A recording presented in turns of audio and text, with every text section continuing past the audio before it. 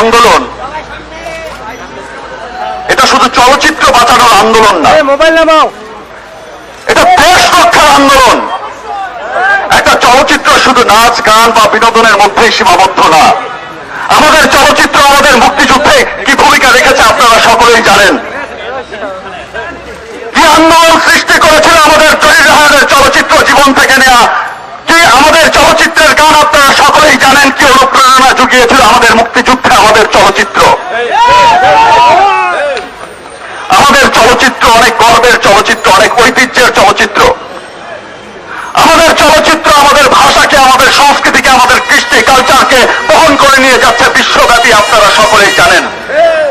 এই চলচ্চিত্র শুধু আমরা যারা চলচ্চিত্রের সাথে জড়িত তাদের চলচ্চিত্র নয়, এই চলচ্চিত্র আমার চলচ্চিত্র, এই চলচ্চিত্র আপনার চলচ্চিত্র, এই চলচ্চিত্র দেশের 16 কোটি জনতার চলচ্চিত্র।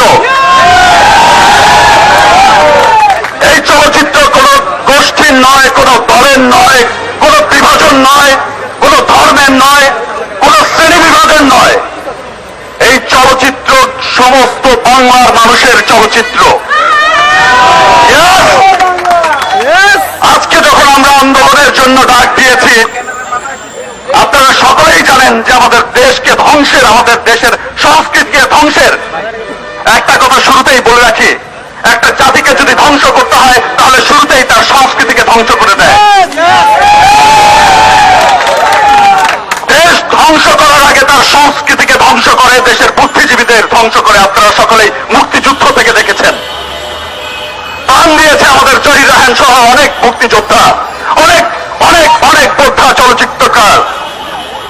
আজকে কিন্তু চলচ্চিত্র ধ্বংসের কোনো চেষ্টা হচ্ছে না, আজকে চলচ্চিত্র ধ্বংসের চেষ্টা হচ্ছে না, আজকে চেষ্টা হচ্ছে সমগ্র দেশ ধ্বংসের। আজকে আমরা যখন আন্দোলনে ডাক দিয়েছি, ফেসবুক খুললেই দেখতে পাবেন বিভিন্ন স্কুল, কলেজ, ইউনিভার্সিটি, বিভিন্ন সংগঠনের সাধারণ মানুষ থেকে শুরু করে প্রত্যেকটা জনতার সেখানে প্রতিবাদ থেকে গর্বে বুক ভরে যায়। সারা দেশের মানুষের ভেতরে টকটক করে কিন্তু আগুন জ্বলছে আমাদের চলচ্চিত্র রক্ষার জন্য, আমাদের চলচ্চিত্র রক্ষার জন্য, আমাদের দেশ রক্ষার জন্য। আজকে বঙ্গবন্ধু আইন করে দিয়ে গিয়েছিলেন, উপমহাদেশের কোন ভাষার ছবি এই দেশে চলবে না, হিন্দি, উর্দু, তামিল কোন ভাষার ছবি। আজকে বঙ্গবন্ধু সরকার ক্ষমতায়, স্বাধীনতা তো যুদ্ধ আমরা করেছি, স্বাধীনতায় আমরা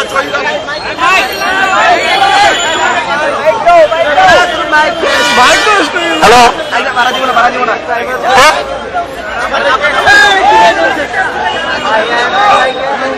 স্বাধীন হয়েছে,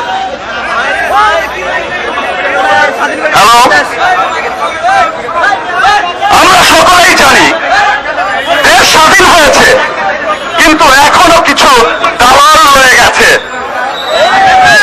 এখনো কিছু রাজাকার রয়ে গেছে,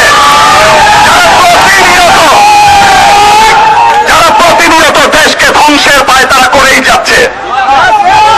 সেই গুটি কয়েক দালাল চক্র বঙ্গবন্ধুর নির্দেশকে অমান্য করে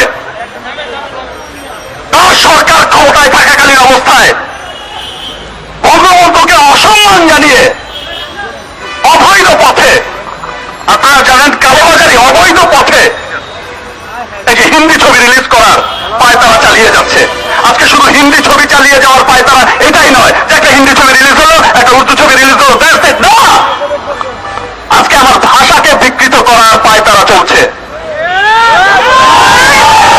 আজকে আমার সংস্কৃতিকে বিকৃত করার পায়তারা চলছে, আজকে আমার ভবিষ্যৎ প্রজন্মকে ধ্বংস করার পায়তারা চলছে।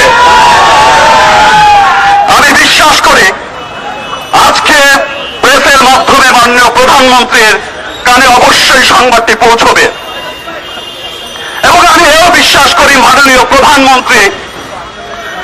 প্রধানমন্ত্রীর হস্তক্ষেপে কোন আন্দোলন ব্যতীতই এই হিন্দি ছবি বাংলাদেশে বন্ধ হবে, উর্দু ছবি বন্ধ হবে, উপমহাদেশের অন্য কোন ভাষার ছবি এই দেশে চলবে না। আমি বিশ্বাস করি মাননীয় প্রধানমন্ত্রী চুপ করে থাকবেন না। আর যদি এই কুচক্রী মহল মাননীয় প্রধানমন্ত্রীর কান পর্যন্ত সংবাদটি পৌঁছতে না দেয়। শুধু আমরা নই,